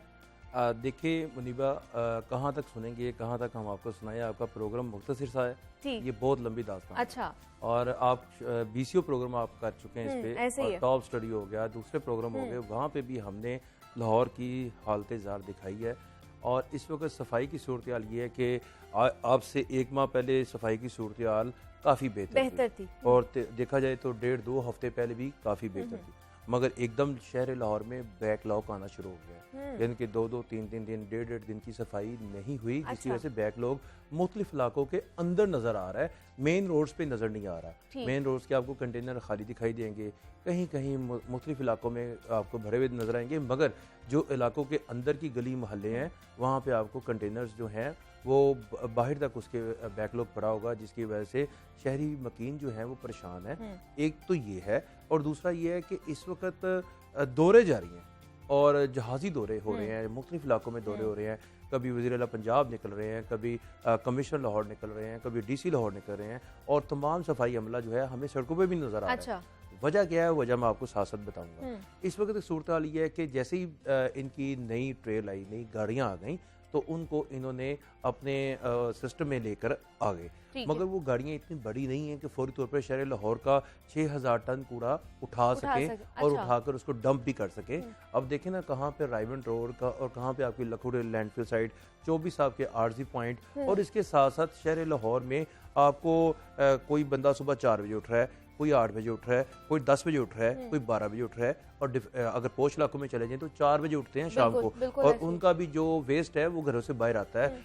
लिटरिंग अलग हो रही है, सड़कों पर ट्रैफिक की हर वक्त जो सूरत हाल है वो आपके सामने है। और ये सारी सूरत हाल को देखते हुए सफाई कंपनी के पास महदूद वसाइल हैं। जब तक सफाई कंपनी को एक बड़ा टारगेट समझ कर सामने नहीं रखा जाएगा, आपके शहर में 2 चीजें बड़ी अहम है, एक आपका वासा और एक आपकी LWMC। वासा ये है कि आपके सीवरेज गली मोहल्लों में गटर बंद हो जाते हैं, अमला टाइम पर नहीं पहुंचता, मौके पे अफसरान फ़ोन नहीं उठाते, गली मोहल्ले में जो नमाजी होते हैं वो परेशान, मकीन अलग से परेशान, मच्छर की बहुतात हो जाती है। सफाई ये कि सफाई में आपके गली गली में हर घर से 5 से 6 किलो कूड़ा जो है वो बाहर निकलना है, ये इनकी अदादो शुमार कहते हैं। स्टैटिक्स अगर देखे जाएं तो आपकी 9613 किलोमीटर लंबी गलियां हैं पूरे शहर में, और उसको आपने इमामिया कॉलोनी से लेकर आपने गजुमता से आगे तक जाना है, और इसके साथ साथ ड्राइवर तक जाना है। आपकी 274 यूनियन काउंसिल्स में इतनी बड़ी यूनियन काउंसिल है, 30-30 हज़ार वोटर है यहाँ पे, आपके तमाम सिस्टम चल रहा था। मगर अभी सूरत हाल ये है कि आपकी दिसंबर 2020 में ख़त्म कर दिया गया, तुर्क कंपनीज को आपको 1 जनवरी को आपने टेकअप कर लिया उसको, उसके बाद अब 9वां महीना और 10वां महीना शुरू हो गया है। अभी आपकी गाड़ियाँ आ रही हैं 2022 में, आपके मार्च या अप्रैल में एंड पे जाकर तमाम 950 गाड़ियाँ आएंगी, तब देखेंगे क्या बनता है। मगर आज की सूरत हाल के मुताबिक मैं अभी अपने घर से अगर यहाँ तक आया हूँ तो मुझे कहीं पे कूड़ा नजर नहीं आया, मगर ये फिर मेन रोड्स हैं, अंदर के इलाकों में बैकलॉग पड़ा हुआ है। अच्छा, बैकलॉग को उठाने के लिए वसाइल ये हैं कि वसाइल नहीं है इनके पास क्या? वसाइल ये हैं कि अब इन्होंने पिछले माह एक कॉन्ट्रैक्ट करना था जो खत्म हो गया है। असल मसला अभी तक बाहर नहीं आ रहा, यानी कि जो 22 तारीख को या 20 तारीख को आई थिंक खत्म हुआ है कॉन्ट्रैक्ट, 20 सितंबर को, वो नया कॉन्ट्रैक्ट नहीं हुआ। जो लोडर्स गाड़ियां बड़ी बड़ी डंपर्स उठा रहे थे, इन्होंने थोड़े से पैसे बचाने की कोशिश तो की, मगर उसके बाद आपके सामने सूरत हाल आई कि CM को 2 रोज कबल बाहर निकलना पड़ गया। इसका मतलब है कि CM जो हैं वो बड़े इसको मॉनिटर कर रहे हैं और इसको देख रहे हैं। और विजिलेंस देखें, इसको इस वक्त खाली कूड़ा कंटेनर शाम को पकड़ लेना कि जी चोर आगे उठा के ले गए, शहरियों को इससे कोई लेना देना नहीं है। शहरियों को ये है कि हमने टैक्स पेड है, हमारे टैक्स से ही कंपनी चलती है, हमारा जो कूड़ा है उसको उठाना चाहिए और बर वक्त उठाया जाए। मैं आपको एक छोटी सी बात बता देता हूँ, मैंने लाहौर के स्टाइल की आपके साथ शुरू में ही प्रोग्राम में बात की। कोई सुबह 4 बजे उठता है, कोई 6 बजे उठता है, कोई 8 बजे, कोई 10 बजे, कोई 12 बजे, कोई 4 बजे भी। यानी कि ये ऐसे ऐसे टाइम है जैसे ऐसे लोग उठते हैं वो अपने घर का जो कूड़ा है वो अपने घर से बाहर रख देते हैं, और उस वक्त में क्या हर वक्त जो है वो LWMC का जो सेंट्री वर्कर है वो आपके घर के बाहर तो खड़े नहीं हो सकता, और शहरियों को खुद से भी देखना चाहिए। बार बार जो अफसरान हैं वो अपील कर रहे हैं कि भाई एक टाइम है, फर्स्ट शिफ्ट में ये टाइम है, सेकंड शिफ्ट में ये टाइम है। अब सेकंड शिफ्ट में होता क्या है कि आपकी जितने भी ये कूड़ा उठाने वाली गाड़ियां होती हैं उनको उठाया जाता है, ये जितना भी कूड़ा है वो उठाने आती हैं, और उसके बाद फर्स्ट शिफ्ट में ये होता है कि आपके पूरे लाहौर के कूड़े को जमा करके एक जगह पे वहां से लेकर जाया जाता है। मगर इस वक्त सूरत हाल ये है कि बिल्कुल मुख्तलिफ सूरत हाल है, इसी महीने कोई सूरत हाल होगी, इसी महीने कोई सूरत हाल होगी। अब फिर एक थोड़ा सा आया है 3-4 दिन के लिए बैकलॉग आया है, अफसरान आज भी फील्ड में है, मेरे साथ आज सुबह से लेकर अब तक 6 से 7 अफसरों की बात हुई, ऑफिसर्स DC से मेरी बात हुई, वो मेन मार्केट में थे, जनरल मैनेजर ऑपरेशन मियां नदीम से बात, कि सारे अफसरान जो है वो फील्ड में नजर आते हैं, लेकिन फिर भी ये मसला जो है बैकलॉग पड़ा हुआ है। देखिए आपको 6000 टन है, आपने एक दिन में 4500 टन यही बैकलॉग के हवाले से बात कर लेते हैं। हमें ज्वाइन किया मियां नदीम साहब, जनरल मैनेजर है LWMC के। सर बहुत शुक्रिया आपका कि आपने हमें वक्त दिया।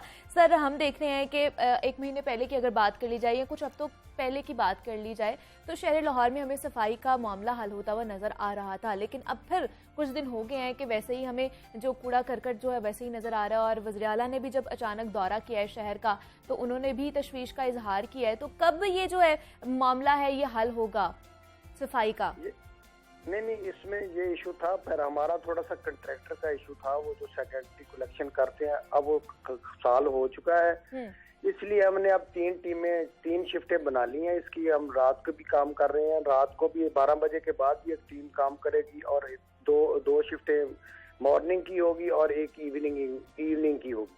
अच्छा, अब इंशाल्लाह ये मसला, इसके अलावा हमने जीरो वेस्ट का प्रोग्राम शुरू कर लिया है कि हर टाउन में 2 दिन लगा के जीरो करेंगे। आज हम शादरा में कार्रवाई कर रहे हैं, वहाँ पे हमारी सारी जो एक्स्ट्रा मशीनरी हमारी रिजर्व थी वो हमने शादरा में लगाई हुई है। तो इंशाल्लाह ताला कुछ हमें गोबर वगैरह के इशू आ रहे थे शादरा और चाइना स्कीम में, उसके लिए भी हमने अरेंजमेंट कर लिया। अब इंशाल्लाह आपको साफ नजर आएगा। तो सर LWMC ने शहर की सफाई के लिए 7 अरब रुपए की जो मशीनरी भी खरीदी है, तो क्या वो जो मशीनरी है वो आप लोगों को मिल चुकी है और ऑपरेशनल भी हो चुकी है? नहीं, उसमें से थोड़ी सी अभी आई है मशीनरी, तरतीब वाइज आ रही है। अभी हमारे पास 200 से ऊपर गाड़ियां आ चुकी हैं, ये 900 तकरीबन आनी है गाड़ियां। अच्छा, कुछ हम पुरानी गाड़ियां यूज कर रहे हैं, लेकिन वो थोड़ा सा खराबी आ जाती है उसमें, लेकिन फिर भी हमने उनको ऑन रोड रखा हुआ है। तो सर बाकी जो गाड़ियां हैं वो मशीनरी कब तक आ जाएगी, क्या डेडलाइन दी गई? दिसंबर के एंड तक इंशाल्लाह ताला आ जाएगी, वो हमारे फ्लीट में शामिल हो जाएगी। और दूसरा सर एक एतराज ये भी आ रहा है कि बहुत छोटी गाड़ियां हैं, मसलन जैसे कि पिकअप्स वगैरह, उनको ही मॉडिफाई करके उनमें कूड़ा उठाया जा रहा है और उनमें उस तरह कूड़ा नहीं आता जितने बड़े डंपिंग जो है उसमें आता है। उसमें हमने रिक्वायरमेंट के जैसे अंदरूनी शहर है, तंग गली है, वहाँ पे हमने वो अरेंज किया है छोटी गाड़ियाँ। छोटी गाड़ी का छोटी सी जगह पे ये जाके हमारा इमरजेंसी में ये उठा लेती है, ठीक है, इसलिए वो हमारे लिए हमने और जरूरत के मुताबिक सारे ऑर्डर प्लेस किए हैं, इसमें प्रॉब्लम नहीं होगी इंशाल्लाह। मियां नदीम साहब अस्सलाम वालेकुम। वालेकुम सलाम। मियां साहब इमरान बोल रहा हूँ, मुझे बताएं कि ये बैकलॉग का क्या प्रॉब्लम आ रहा है पिछले 2 दिन से? पिछले 2 दिन से नहीं था, वो पिछले हफ्ते था। वो हमारे जो कंट्रैक्टर थे उन्होंने वो हमने शिफ्ट किए हैं, चेंज किए हैं कंट्रैक्टर। रात को भी मियां साहब रात को भी सिकंदरिया के बाहर एहतजाज हुआ है, आपकी जो वर्कशॉप है सिकंदरिया तो अब जीरो वेस्ट हो गया है, वो लोग प्रॉब्लम पैदा कर रहे थे, हालांकि अरसों से हमारा TCP बना हुआ था उधर, वो हमने सेटल कर लिया। वो कह रहे थे यहाँ से TCP बंद कर रहे थे, टेम्परेरी कलेक्शन पॉइंट है, वो ठेकेदार की वजह से बैकलॉग बना था, वो जीरो कर लिया था हमने, वो कोई इशू नहीं है वो। और बैकलॉग जो पूरे लाहौर में चल रहा है अब बैकलॉग बहुत ज्यादा बैकलॉग नहीं है, वो हम काफी हद तक खत्म कर चुके हैं। वो हमने ये जीरो वेस्ट का प्रोग्राम दोबारा शुरू कर दिया है कि हर टाउन में एक्स्ट्रा मशीनरी लगा के, आज हमारा शदरा में कार्रवाई हो रही है, इसके बाद हम चाइना स्कीम में करेंगे, और आहिस्ता आहिस्ता ये कोई इंशाल्लाह कुछ ज्यादा देर की बात नहीं, 1-2 दिन में सारा कवर कर लेंगे। मियां साहब बस एक मुख्तसर से सवाल का जवाब है, एक तो ये बता दें कि बैकलॉग होने की वजह क्या है जब एक पूरी कंपनी जामिया प्लान के साथ चल रही है, और दूसरा ये बताएं कि अदादोशुमार क्या है, आज के दिन में कितना कूड़ा उठा? आज के तकरीबन 5000 से ऊपर जा रही है हमारी टनेज। आज तो अभी शुरू हुआ है, ये शाम को हम वीडियो घंटे के बाद रिपोर्ट आ रही है इसकी। इसके अलावा ये मैंने बताया था ना कि हमने सेकेंडरी इधर हमारा जो सेकेंडरी कलेक्शन का ठेका था वो हमने दिया हुआ कंट्रैक्टर को, ठीक है, उसमें शिफ्ट किया है उनको। उसमें पुराने मोनोपोली बनी हुई थी, इन्होंने कोशिश की है इसको फेल करने की। इससे हमने 54 करोड़ रुपए का सालाना बचत हुई है हमारी। अच्छा, कम रेट पे आया है ये ठेका। वो नए बंदे को एडजस्ट नहीं होने दे रहे थे, लेकिन हमने कोशिश करके कुछ फिर उनको सारा उनका मसला सेटल करवा दिया। कुछ हमारे टीसीपी के इशू आ रहे थे, वो सेटल हो गए हैं वो। ठीक है। और सर अब तो LWMC के पास इन्फोर्समेंट का भी जो है वो इख्तियार आ चुका है, तो क्या आपको लगता है इस हवाले से जो कार्रवाइयाँ हो रही हैं, जुर्माने और वो किए जा रहे हैं? वो हमारी टीम में मुतर्रक हैं, वो मतलब उनको हमने ड्यूटी लगाई हुई उनकी, वो प्रॉपर काम करें, इससे फर्क पड़ेगा इंशाल्लाह ताला। मतलब मुकदमे और जुर्माने हो रहे हैं लोगों को? बिल्कुल हो रहे हैं। मैं लोगों से भी गुजारिश करना चाह रहा हूँ कि वो थोड़ी सी एहतियात करें, कूड़ादान में कूड़ा डालें, वो वैसे ही फेंक जाते हैं। बाज़ का ये होता है या उसको उल्टा जाते हैं हमारे जो कंटेनर है। उनसे गुजारिश है कि थोड़ी सी एहतियात करें, बस हमारे साथ कोऑपरेट करें। इंशाल्लाह हमारी सर्विस 24 घंटे हम हाजिर हैं और काम कर रहे हैं फिर। और दूसरा सर बताइएगा, जो LWMC का वेस्ट टू एनर्जी प्रोजेक्ट है वो कहाँ तक पहुँचा है? उसमें कोई पेशरफ्त सामने आई है? कौन सा? Energy, waste to energy project जो है उसपे भी वर्किंग हो रही है, उसपे कंपोस्ट प्लांट पे भी हो रही है, एनर्जी टू वेस्ट पे भी वर्किंग हो रही है, साथ साथ हो रही है ये चीजों पे। ठीक है। जनरल मैनेजर LWMC मियां नदीम साहब हमारे साथ मौजूद थे। सर बहुत शुक्रिया आपके वक्त का। और इमरान साहब आपने गुफ्तगू सुनी है, उनका तो ये कहना है जनाब ये जो 2 दिन का ये जो ये बैकलॉग है इसको जल्द से जल्द हल कर लिया जाएगा इस मामले को। नहीं मुनीबा, तो वो ये कहते हैं कि नहीं अभी बहुत कूड़ा है और हम कोशिश कर रहे हैं। अच्छा। और महीना लगेगा। हाँ। अब देखें वो अपने ऑफिसर हैं और उन्होंने बताना ये, अच्छा बताओ वो ठीक रहे, मेरे पास भी यही रिपोर्ट है। ठीक। मगर इंटरनल जो हम देखते हैं और जो हम शहरियों से पूछते हैं तो बैकलॉग है। बैकलॉग की वजह यह है कि इनका जो कॉन्ट्रैक्ट है, मैंने वही आपको बताया कि देखिए आपके लाहौर वेस्ट मैनेजमेंट कंपनी ने आते साल का कि जी अभी ऑपरेशन की जिम्मेदारी वेस्ट मैनेजमेंट खुद करेगी। ठीक। अब फिर आउटसोर्स कर दिया गया कंपनी को। आउटसोर्स अगर करना ही है तो फिर तुर्क कॉन्ट्रैक्टर में और इनमें क्या फ़र्क है? एक ये बता दें हमें, अगर आपके पास मशीनरी आ रही है तो आपके पास क्यों नहीं अपने ड्राइवर, क्यों नहीं अपने लोग मौजूद कि हमने फिर आउटसोर्स करके 54 करोड़ का चाहे ये कॉन्ट्रैक्ट कर रहे हैं तो ये भी तो आउटसोर्स ही हो रहा है ना, ये भी तो बाहर ही जा रहा है, कॉन्ट्रैक्टर ही काम कर रहे हैं ना। मकसद ये कहने का है कि हम वहीं पे खड़े हैं जहाँ पे पहले थे, सफाई हो रही है, मगर उस तरीके से दोबारा एक चीज़ दोबारा आ जाना, इसकी ये एक बहुत बड़ा चैलेंज होगा मौजूदा अफसरान के लिए। वो इसलिए कि हमने निशानदेही करते रहना है, हमने बताते रहना है। और शहरी हैं, शहरी आप बिलीव करें कि हमें बहुत सारी कॉल्स आती हैं रोज़ाना, मगर फिर भी हम इसलिए सपोर्ट करते हैं कि अभी कंपनी को बड़ी मुश्किल से अपने पाँव पे खड़े हो रही है। इनके पास मशीनरी आ रही है, 246 गाड़ियां आ गई हैं जिसमें से मिनी डंपर हैं, बड़ी गाड़ियां भी आई, छोटी गाड़ियां आई हैं जो अंदरून शहर में यूज़ होंगी, हर यूसी में 2-2 गाड़ियां जाएंगी। मगर मकसद ये है कि अब इनके पास टीम वर्क और टीम लोग और टीम लीडर भी बहुत अच्छे हैं। देखिए ना, आपके पास सेक्रेटरी बल्दियात नूरुल महंगल हैं, वो सपोर्ट कर रहे हैं, कमिश्नर लाहौर सपोर्ट कर रहे हैं, DC लाहौर सपोर्ट कर रहे हैं, वजीर बल्दियात सपोर्ट कर रहे हैं और वजीर आला पंजाब खुद सपोर्ट कर रहे हैं और खुद मोनिटर कर रहे हैं। जब आप इस तरह से मॉनिटरिंग का निज़ाम देखते हैं तो आपकी गली मोहल्ले चमकते दमकते नजर आने चाहिए, आपकी वॉशिंग नजर आनी चाहिए, दिन रात नजर आनी चाहिए कि लाहौर को एक दफ़ा चमका कर और उसके साथ इसको ज़ीरो वेस्ट रखना है और रोज़ाना उस जो ZO है, जो AM है, उससे सर्टिफिकेट लेना है कि जी आपके यहाँ पे कोई कूड़ा नहीं पड़ा।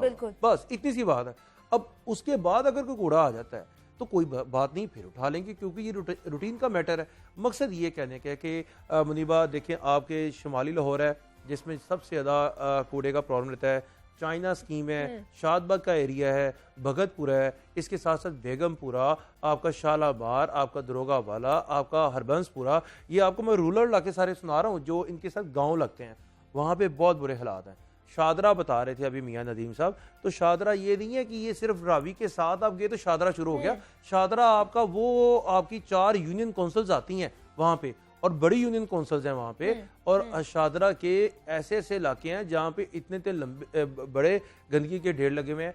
क्या वजह है? वजह यह है कि चले मशीनरी काम है, सपोर्ट करना है इनको भी और अपने आप को भी देखना है, मगर जो शहरी हैं वो परेशान है। अच्छा, इसके साथ साथ मैं सबसे अहम इशू बता दूं जिसकी वजह से वज़ीर आला पंजाब ने ये जो अपना विजड़ा किया, सफाई अगर नहीं होगी, गंदगी होगी, अभी तो आपको पोश इलाकों का और अभी आज की रिपोर्ट के मुताबिक जोहर टाउन में भी आ चुका है डेंगू, और इसके साथ साथ हर गली मोहल्ले में 2-2 3-3 पेशेंट निकलने शुरू हो गए। और आपको मैं फिर बताता चलूं कि अगर ये गंदगी का मसला ऐसे ही रहा तो बहुत जल्द, क्योंकि गंदगी में भी साफ पानी जब खड़ा होता है तो वहाँ पे मच्छरों की बहुतात बहुत तेजी से बढ़ती है, अफजाइश बहुत तेजी से हो जाती है। और इससे ये होगा कि अगर ये सफाई नहीं होती, बैकलॉग ज्यादा हो जाता है तो फिर प्रॉब्लम आएगी। अब देखे ना डीसी लाहौर सुबह 7 बजे से वो सड़कों पे हैं। मेरी अभी आधा घंटा पहले बात हुई तो वो मेन मार्केट में थे। अच्छा, उसके बाद वो कह रहे थे मैंने कोर्ट जाना है, फिर मैंने बाहर निकलना है, क्योंकि शहर को वो कहते सफाई करवाने की दूसरी बड़ी वजह ये है कि डेंगू सीजन है और डेंगू के पेशेंट का अमल है वो भी तेज है, लेकिन फिर भी इंतजामिया के साथ साथ मेरे ख्याल से हमें भी अपनी जो जिम्मेदारी है उसको उठाना चाहिए। अपने इर्द गिर्द का जो माहौल है उसको साफ रखना चाहिए, सफाई का खुद भी हमें ख्याल रखना चाहिए। अगर हम घर से कूड़ा बाहर अपनी गली में ना रखें, उसको डंप कर दे जाके कंटेनर में, तो वो भी एक अच्छा इकदाम हो सकता है। तो सिर्फ हम दूसरों पे बोझ ना डालें, खुद भी थोड़ा बोझ अपने कंधों पे भी उठा लेना चाहिए। जनाब मजीद भी आपसे बात करेंगे, यहाँ वक्त पर एक छोटी सी ब्रेक का, मिलते हैं इस ब्रेक के बाद।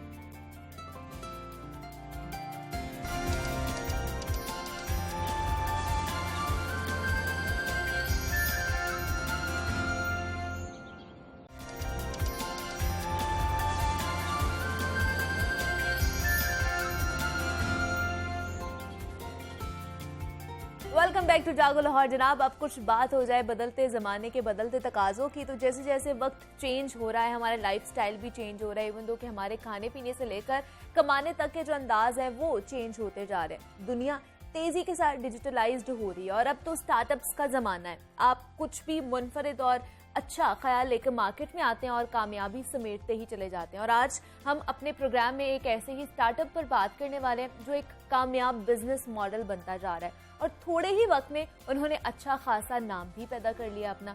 आपका घर से बने फास्ट फूड खाने का मूड हो या फिर अच्छी सी बर्फी खानी हो, आपने फ्रोजन फूड मंगवाने हो या फिर ताज़ा खाने हो, तो जनाब सब घर से बना हुआ आप सबको एक क्लिक पर पहुंच जाएगा आपके घर पर ही। और सबसे बढ़कर इस स्टार्टअप का नाम भी है घर से घर तक। और ये घर से घर तक की कहानी है क्या, शुरू कैसे हुआ और इतने कम अरसे में कामयाब कैसे हुआ, ये जानने के लिए हमें ज्वाइन किया है इस स्टार्टअप को शुरू करने वाले मियाँ बीवी राना हसन है और मारूख हसन है। मैं आप दोनों को खुशामदीद कहती हूँ जागो लाहौर में। कैसे आप? Thank you so much. Thank you so much. सबसे पहले तो मैं आजकल जो आप लोगों की लाहौर शहर में बर्फी के बहुत ज़्यादा धूम मची हुई है और चर्चे हैं, आप ये मेरे ख्याल से साथ लेकर भी आए, तो सबसे पहले तो इससे ही स्टार्ट करते हैं, बाकी पे बाद में बात करेंगे कि इसमें क्या ऐसी ख़ास बात है या ऐसा आपने कौन सा ख़ास इंग्रेडिएंट डाला हुआ है कि जो हर कोई इसके जो है चर्चे में बोल रहा है। अच्छा, इसमें ऐसा है कि आमतौर पे जो बर्फ़ी बनती है वो तकरीबन आप कह लें कि हम लोग जो हम लोग स्टैंडर्ड फॉलो करते हैं वो तकरीबन 7 से 8 केजी खालिस दूध हो, उसके साथ आप एक किलो बर्फ़ी बनती है। उसको आपने पका के ड्राई करना है, उसका खोया बनना है, उसके अंदर फिर कम मिकदार में चीनी हो, चीनी की मिकदार भी ज़्यादा नहीं होनी चाहिए। तो वो फिर एक जो रेशो बनती है ना, वो बड़ी एक मखसूस किस्म का टेस्ट डेवलप होता है और वो जब आप खाएंगे तो आपको ट्राई करेंगे तो आपको आइडिया होगा कि किस क्वालिटी का हम लोग काम करते हैं। जरूर। मारूख, आपसे पूछना चाहूँगी कैसे मतलब तैयार कौन करवाता है और आप इसमें क्या करती हैं, आपने कौन से जादू अपना जो है इसमें ऐड ऑन करती हैं? अस्सलाम वालेकुम। जादू तो ऐसा कोई भी नहीं है, मेरा तो सपोर्ट ही है सारा इनको। तो मतलब फुल सपोर्ट है इनके साथ। तो मतलब दोनों ने शादी के बाद ये सोचा कि हम लोग ये स्टार्टअप स्टार्ट कर सकते हैं या पहले किसी के दिमाग में था ऑलरेडी? नहीं, हम लोगों ने बेसिकली हम लोगों का काम था पिज्जाज का। हम लोग एक्सपर्ट थे कुकिंग के, ठीक, और ये खाने बड़े अच्छे बनाती हैं। और हम लोगों ने स्टार्ट ऐसे किया था कि हम लोगों ने ना पिज्जाज बनाने और अपने घर से बना के उसको फिर डिलीवर करते थे। अच्छा। वो ऐसा था कि शुरू में हम लोगों ने वहीं से स्टार्ट किया, लेकिन वो फिर काम इतना ज़्यादा बढ़ता चला गया जिसकी वजह से जो है ना हम लोगों से वो मैनेज नहीं हो रहा था। हम लोग होम बेस्ड ही थे, हमने स्टार्ट ही घर से किया था, हमने कोई रेस्टोरेंट वगैरह नहीं बनाया था। अच्छा, वो बस कुछ ऐसे मामलात बन गए कि हमारे जो जहाँ पे हम लोग काम करते थे जिस एरिया में, वहाँ पे ना गाड़ियों पे लोगों ने खा के यानी हमारे घर आना, वहीं पे खड़े होकर गाड़ियों के ऊपर ही पिज्ज़ाज खाना शुरू कर दिया। वो फिर कंप्लेंट्स होना शुरू हो गई, हमारी गली ब्लॉक होती है, ये है वो है, वो फिर हमने मजबूरन वो काम बंद कर दिया। अच्छा, वो काम जब हमने बंद किया तो फिर हमने कुछ ना कुछ स्टार्ट करना था, और वो करना भी हमने घर से ही था। हमारा ये था कि हम ऑनलाइन ही करेंगे, हम दोनों, बल्कि मेरी वाइफ है, मैं हूँ, मेरा भाई है, तो हम तीनों ने मिलकर घर के अंदर ही प्रोडक्शन करते थे। अच्छा। वो फिर आइडिया यहाँ से आया कि हम ना फ्रोजन प्रोडक्ट स्टार्ट करते हैं, और उन्हीं फ्रोजन चीजों को फिर हम लोग सेल करेंगे। उससे एक तो ये होगा कि लोग टेक अवे करने नहीं आएंगे, हम लोग उन्हीं को डिलीवर करेंगे। एग्जैक्टली। हाँ, वो रश भी नहीं बढ़ेगा, और जो आसपास के लोग हैं उनको भी एतराज नहीं होगा कि हमारी गली तंग हो गई है। तो मारूफ, फ्रोजन चीजों की जैसे हसन ने बात की है, तो फ्रोजन चीजों में कौन कौन से आइटम्स हैं जो आप लोग डिलीवर करते हो आपके मेन्यू में? हाँ जी, उसके अंदर समोसा है, रोल है, उसके अंदर चिकन पैटी है, बर्गर पैटी है, मुख्तलिफ किस्म की काफ़ी उसके अंदर वैरायटी है। हाँ जी, वैराइटीज़ हैं। तो कितना टाइम लगता है इन चीज़ों को जो है तैयार करते हुए? इसके अंदर काफ़ी टाइम लगता है, और मुख्तसर मतलब लोग हैं, काफ़ी घरों को उनको लगाया हुआ हम लोगों ने। ओके। तो उनको मतलब मुख्तलिफ किस्म के काम दिए हुए हैं, सबको अलग अलग किस्म के, हाँ जी, डिवाइड किया हुआ है सबको अलग अलग। हाँ जी, सबको अलग अलग दिए हुए काम, किसी को समोसे के दिए हुए हैं, किसी को रोल के दिए हुए हैं, किसी को मतलब सब होममेड है सब कुछ। ठीक है, सब कुछ साफ सुथरा है सब कुछ। सबसे बड़ी बात ये है कि हाँ जी, आजकल मतलब साफ सुथरा है सब कुछ। तो हसन, ये सोशल मीडिया पे अमूमन देखते हैं कि फ्रोजन चीज़ें या बाकी चीज़ों का तो हम देखते हैं कि चलो हो गया, बर्फी का आइडिया मेरे ख्याल से ये थोड़ा मुनफरिद था कि हमने बर्फी करना है। हाँ, जैसे मैंने आपको बताया ना कि हम लोगों ने जब ये अपनी फ्रोजन प्रोडक्ट्स ऐड की थी, तो हम लोगों ने कुछ स्वीट में भी ऐड करना था। अच्छा। तो मीठे में हम लोग ऐसी क्या चीज़ बनाएं जिसकी एक्सपायरी लॉन्ग हो, और जिसके अंदर ये ना हो कि हम लोग जैसे फिरनी खाने, दूसरी चीज़ें होती हैं खीर वगैरह, वो तो शाम तक आप खराब हो जाती है। बिल्कुल। ये कि आप 4, 5, 6 दिन ये एक्सपायरी इसकी होती है। तो बर्फी वाला जो आइडिया था ना, ये लॉन्ग एक्सपायरी की वजह से हम लोगों ने स्टार्ट किया था, और वो जब हमने बनाई वो इतनी ज़्यादा फिर लोगों को पसंद आई कि वो फिर वो यानी कि सबसे ज़्यादा हमारी मशहूर यही चीज़ होगी। और बाकी चीज़ें भी हमारी बहुत अच्छी हैं, लेकिन बर्फ़ी जो है वो तो बहुत ही एक्स्ट्रा ऑर्डिनरी ज़्यादा लोग पसंद करते हैं। एक्स्ट्रा ऑर्डिनरी इसको पसंद किया जाता है, लेकिन हम यहाँ पे देखते हैं अमूमन लोग बाहर से खाना ज़रा परहेज ही करते हैं कि खालिस दूध नहीं होगा, या जो बाकी चीज़ें डाली जाती हैं वो भी मिलावट शुदा होती हैं। तो ये बहुत बड़ा चैलेंज आप लोगों को भी फेस करना पड़ता होगा। तो फिर किस तरह इन चीज़ों को कोप अप करते हैं आप? बर्फ़ी के से रिलेटेड मैं आपको बताता हूँ कि बर्फ़ी अगर खालिस दूध नहीं है तो वो अच्छी बन ही नहीं सकती। पहली बात आप किसी भी बर्फी टेस्ट ही नहीं आएगा उसका, पता चल जाता। हाँ जी, वो अगर आप पाउडर मिल्क के साथ खोया बनाएंगे ना, तो वो आप खाते साथ ही आपको आइडिया हो जाएगा। पहली बात ये है। दूसरा ये कि हम लोगों ने अपने वेंडर्स लगाए हुए हैं, जो दूध वाले लगाए हुए हैं, उनके साथ हमारा पूरे साल का एग्रीमेंट हुआ हुआ है। इन एडवांस हम लोगों ने उनको पे किया हुआ होता है, और हम लोगों ने उनको साथ जो है ना कॉन्ट्रैक्ट इस तरह किया हुआ है कि हम लोगों को वहाँ से क्वालिटी चेक करने के बाद, अब हम लोगों ने सारा का सारा अपना प्लांट साहिवाल में लगाया हुआ है। दूध की कलेक्शन भी वहीं पे होती है, खोया भी वहीं पे बनता है, क्योंकि स्टार्ट ये घर से ही हुआ था। ये 4 साल पहले की बात है कि हम लोग घर में बनाते थे, लेकिन अब ये काम जब फैलता गया तो हम लोगों ने तो अपने साथ यानी कि पार्टनर्स ऐड किए। फ्रोजन से रिलेटेड हम लोगों ने घरों में कॉन्ट्रैक्ट किए, जिन लोगों के घर थे, किचन बड़े साफ़ सुथरे थे, बड़ी अच्छी हाइजेनिक क्वालिटी की चीज़ें बनाते थे, उन लोगों को हम लोगों ने अपनी रेसिपीज़ दे के ना प्रोडक्शन वहाँ से स्टार्ट करवाया। अच्छा, अब जो बर्फ़ी से रिलेटेड काम था वो फिर मैंने साहिवाल के अंदर ही उसको एडजस्ट किया, क्योंकि दूध की प्रोडक्शन सबसे ज़्यादा वहीं पे होती है। तो वहीं पे ही फिर हम लोगों ने बॉयलर लगाया, वहीं से फिर खोया बनता है, वहाँ से फिर रेडी करके हम लोग यहाँ पे लेके आते हैं। तो इस तरीके से ये सिलसिला चल रहा है। लाहौर में तो पॉसिबल नहीं है, और इतने बड़े पैमाने पे कि आप हज़ारों लीटर दूध आपको चाहिए हो तो वो आप अरेंज नहीं कर सकते। और अगर आप साहिवाल से दूध यहाँ लेके आएंगे तो वो फिर रास्ते में ही आपको पता ख़राब हो जाता है। बिल्कुल, तो उसको हम लोगों ने रेडी ही वहीं पे करवा लेना, और वहाँ से फिर यहाँ पे उसको ला। तो ये जो इसका नाम आप लोगों ने रखा है घर से घर तक, बड़ा अच्छा नाम है। मतलब कि घर हमने खाना है लेकिन घर का ही खाना खाना है हमने। हाँ जी। तो ये किसका आइडिया था? ये मेरे भाई का आइडिया था। मैंने आपको बताया ना कि हम लोग जरा हेल्दी से थे, हम लोग शॉप वगैरह अच्छा। हम लोग रेस्टोरेंट शॉप बना नहीं सकते थे। खाने शाने हमें बड़े अच्छे बनाने खानों के शौकीन होते हैं लाहौरी, जो है खाबे बहुत शौक से खाते हैं। तो वो अब हमने ये सोचा था कि हम प्रोडक्शन घर से करेंगे और सेल भी घरों में करेंगे। अच्छा। तो वो मेरे भाई ने ही नाम ये रखा था, घर से घर तक। तो ये उसी का ही आइडिया था, नाम उसी ने मुझे हम लोगों के साथ डिस्कस किया था। हाँ, तो वो फिर हम लोगों ने इस तरह से इसको स्टार्ट किया था। तो मारूफ, आपको मतलब आपने किस तरह सपोर्ट किया उन्हें जब उन्होंने आपके साथ आइडिया शेयर किया होगा कि हम लोग ये चीज़ें करना चाह रहे हैं, तो आपको ये तो नहीं लगा कि सारा बर्डन मेरे ऊपर आ जाएगा, मुझे हर चीज़ बनानी पड़े? नहीं, अल्लाह का शुक्र है ऐसा कुछ नहीं हुआ। मतलब बकाया भी मैं औरतों के लिए मतलब कहना चाहूँगी सबको कि अपने हस्बैंड वगैरह मतलब साथ दें, मुश्किलात उस टाइम ऐसे लगता है कि पता नहीं बहुत मुश्किल है या टाइम आगे चलेगा नहीं, रुक गया है, और मतलब काफ़ी सारी मुश्किलात थी जो हमें फेस करनी पड़ी। अब तो खाली कहने की बात है, तो बताया हमने तब भी नहीं था। अब बताने का मकसद ये है कि मतलब बकाया लोग भी काफ़ी ऐसी प्रॉब्लम जो फेस कर रहे हैं, ऐसे हालात में हैं, तो मतलब वो काम कर सकते हैं, घर में बैठ कर भी आप घर में काम कर सकते हैं। एक दिन में हम लोग 15-15 आइटम घर में तैयार करते थे। मेरा छोटा बेबी था एक, अच्छा, हाँ जी, बहुत छोटा था वो, तो हमारा घर का पूरा टीम वर्क था। मेरी सास, मेरी मतलब एक बंदा ऑर्डर टेकिंग कर रहा है, डिलीवरी हो रही है, मतलब सारा कुछ ही टीम वर्क था, एक ऐसे पॉसिबल नहीं था। बिल्कुल। तो मतलब पूरी रात मैं बर्तन धो रही हूँ, फिर सुबह हो जानी है।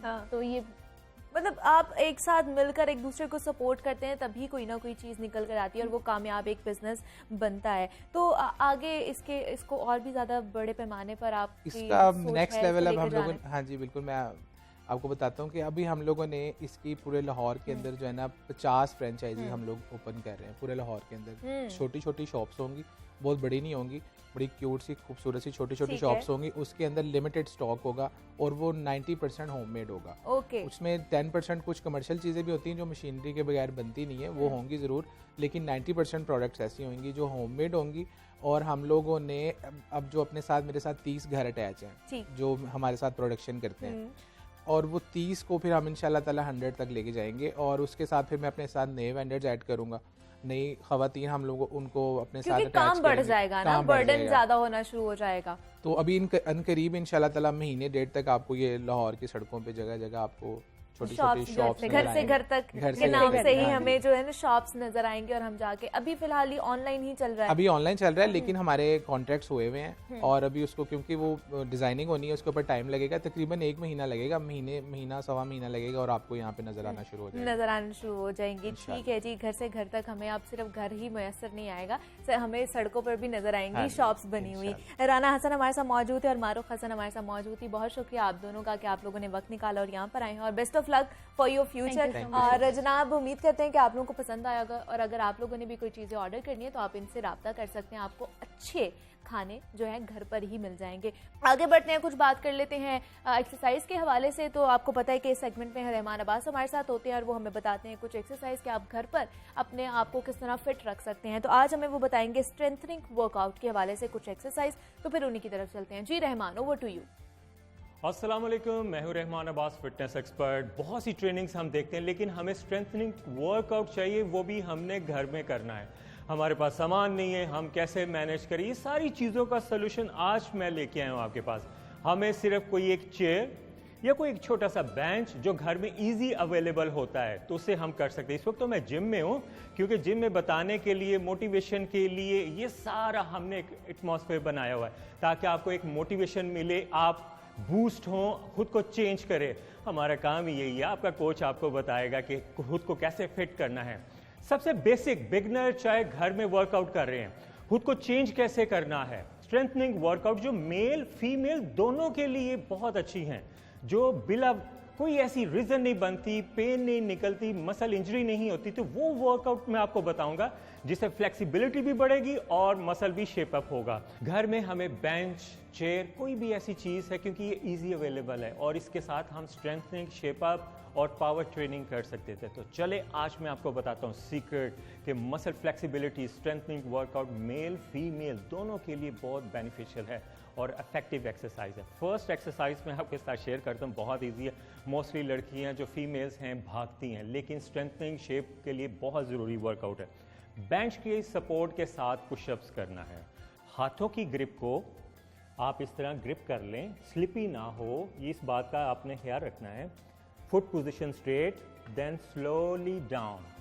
1 2 3 4 5 6 7 8 10 reps 3 सेट्स। स्लोली, कोई बात नहीं, अगर 5-6 reps फर्स्ट टाइम में लगते हैं तो इसको 3 सेट्स इस तरह स्टेप बाय स्टेप एक एक रेपिटेशन डेली बढ़ाते जाओ। और ये warm up exercise, strengthening workout बहुत अच्छी एक्सरसाइज है। इसको अगर फ्लोर पे नहीं होता, फ्लोर से आई थिंक ये उससे ज़्यादा आसान है, फ्लोर पे करना थोड़ा सा मुश्किल है। तो इसको मैं दोबारा रिपीट करता हूँ आपको बताने के लिए। हाथों की ग्रिप, शोल्डर लेवल पे रख लें, बेंच को, चेयर को अच्छी तरह कर लें। अगर चेयर आपको लगता है स्लिपी है तो वॉल सपोर्ट के साथ आप कर लें। तो रेपिटेशन स्टार्ट, 1 2 3 4 5 10 रैप्स। 5 नहीं लगाने, 5 सिर्फ मैं आपको बताने के लिए लगा रहा हूँ। 10 रैप्स आपने करने हैं, 3 सेट्स, 30 to 40 सेकेंड के गैप के साथ, ब्रेक के साथ आपने करना है। फर्स्ट एक्सरसाइज ये आपके आर्म्स टोनिंग, शोल्डर, चेस्ट, उसके लिए टोन अप परफेक्ट एक्सरसाइज है। सेकंड एक्सरसाइज मैं आपके साथ शेयर करूंगा, सेम उसी तरह आपने बेंच प्लैंक करना है। हाथों को बिल्कुल स्ट्रेट, एल्बो बेंड ना हो, और बॉडी को स्टिफ कर लें, कोर टाइट कर लें, और काउंटिंग करें 30 to 40 second, holding position. Move नहीं करना, शॉर्ट ब्रीदिंग आपने करनी है। और टाइम स्टार्ट। टाइमर अपने पास रख लें, 30 to 40 सेकेंड आपने इस तरह इसकी काउंटिंग करनी है। 3 टाइम स्ट्रेंथनिंग वर्कआउट 3 टाइम्स आपने करना है। इसके बाद पैरेलल डिप, जिसको पैरेलल डिप मशीन्स भी आती हैं, लेकिन हम घर में करना चाहते तो कैसे करेंगे? इसके लिए हमें बेंच चाहिए और प्रॉपर्ली एक पोजीशन जिसमें हम इजीली कर सकें। इसको अगर बेंच पे करेंगे तो इसको हम कहेंगे बॉडी डिप। दोनों हाथ शोल्डर लेवल, बेंच पे ग्रिप कर लें, पाँव 90 degree bend, leg position, shoulder up, then slowly down. 1 2 3 4 5 6 7 8 9 10. Perfect exercise for shoulder, for spinal, for tricep, for arms toning workout. Body dip, क्योंकि बॉडी को आप लिफ्ट अप कर रहे हो, पुल अप कर रहे हो। अगर पैरेलल डिप होगा तो वो थोड़ा सा मुश्किल होगा। बहुत आसान है, 5 to 6 रेपिटेशन आपने करने हैं। इसके बाद नेक्स्ट एक्सरसाइज आपने करनी है, हमें डंबल चाहिए छोटे लेवल पे, अगर नहीं तो पानी की जो ना आप बॉटल ले सकते हैं 1.5 लीटर की, इजी है आपके पास। उसको सेंटर ग्रिप कर लें, foot position shoulder level wide, उससे थोड़ा सा आप एक्स्ट्रा वाइड कर सकते हैं। Then slowly down, 1 2 3 4 5 6 7 8 9 10। Effective exercise strength के लिए, शेप अप के लिए, वार्म अप के लिए, फ्लेक्सिबिलिटी के लिए। ये वो एक्सरसाइज है, चाहे आप प्रो लेवल पे चले जाए, प्रोफेशनल लेवल पे चले जाएं, घर में वर्कआउट करें तो ये एक्सरसाइजेस कंपलसरी है। इसको करें विद इन एक वीक के अंदर आपको चेंज फील होगा कि यस, मेरे शोल्डर पहले से ज़्यादा स्ट्रांग हो चुके हैं, फ्लेक्सिबल हो चुके हैं, शेप अप हो चुके हैं। और हमें इसको आपने फीडबैक देना है, क्योंकि हमारी टीम चाहती है कि आपको नॉलेज हो, अवेयरनेस हो, ताकि आपको पता चले और हम इसको और ज़्यादा टोन अप कर सके, आपको चेंज कर सके। लेकिन इसके साथ आपने अपनी डाइट का भी ख्याल रखना है, क्योंकि डाइट बहुत ज़रूरी है। ये नहीं कि अंदर आप फ्यूल फेंके जा रहे हो बुरा और फिर आप वर्कआउट नहीं कर रहे। तो इसलिए डाइट प्लस इन चीज़ों का ख्याल रखें। रात को आपने कार्बोनेटेड चीज़ें नहीं खानी, मॉर्निंग आपने ब्रेकफास्ट नॉर्मल करना है, और स्पोर्ट्स एक्टिविटी, वर्कआउट अपना रूटीन में रखें। 15 to 20 मिनट्स इसको आप करें और मुझे फीडबैक दें, क्योंकि आपका कोच फिर आपको पूछेगा कि आपने वर्कआउट नहीं किया। तो इंशाल्लाह नेक्स्ट प्रोग्राम में एक नई टेक्निक, एक नए प्लान के साथ दोबारा हाजिर होंगे। तब तक के लिए इजाज़त दें, अल्लाह हाफिज़। ठीक है जी, रहमान अब्बास हमारे साथ मौजूद है। रहमान, बहुत शुक्रिया जनाब, मुझे आपने इजाज़त देनी।